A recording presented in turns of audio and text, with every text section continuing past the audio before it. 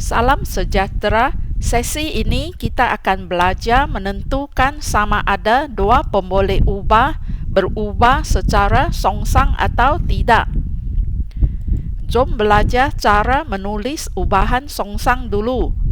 Y berubah secara songsang dengan X boleh ditulis dalam bentuk ubahan seperti ini. Kita boleh tukar bentuk ubahan ini ke persamaan dengan darabkan K. K kali 1 sama dengan K. So, Y sama dengan K per X, di mana K ialah pemalar ubahan. Untuk cari K, pindahkan X ke kiri. Bahagi X akan jadi kali X. Maka XY sama dengan pemalar K. Maksudnya, XY akan hasilkan nilai yang sama, yaitu X1, Y1 akan sama dengan X2, Y2. Bagaimana dengan bentuk graf ubahan songsang? Jika Y berubah secara songsang dengan X, maka graf Y melawan 1 per X ialah satu garis lurus yang melalui asalan 00.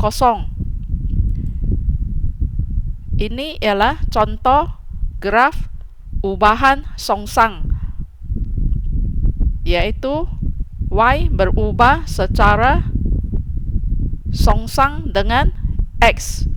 Perhatikan kuantiti pada paksi X ialah 1 per X.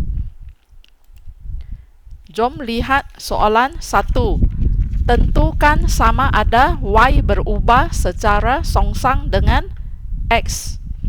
Bagaimana kita nak tentukan sama ada Y berubah secara songsang dengan X? Caranya ialah kita perlu tentukan sama ada wujud pemalar K. So, kita kena cari nilai K. Apakah formula untuk cari K? Kalau tak ingat, boleh mula kerja dari bentuk ubahan, yaitu Y berubah secara songsang dengan X, kemudian tukar ke persamaan dengan darabkan K, yaitu Y sama dengan K per X. Dan pindahkan X ke kiri, bahagi X akan jadi kali X. Maka K sama dengan XY. So, kita perlu cari nilai XY. Jika nilai XY ialah pemalar, maka Y berubah secara songsang dengan X. Jom cari nilai XY bagi setiap pasangan nilai X dan Y dalam jadual ini. 2 kali 40 sama dengan 80. 4 kali 20 sama dengan 80. 8 kali 10 sama dengan 80. 10 kali 8 sama dengan 80 juga.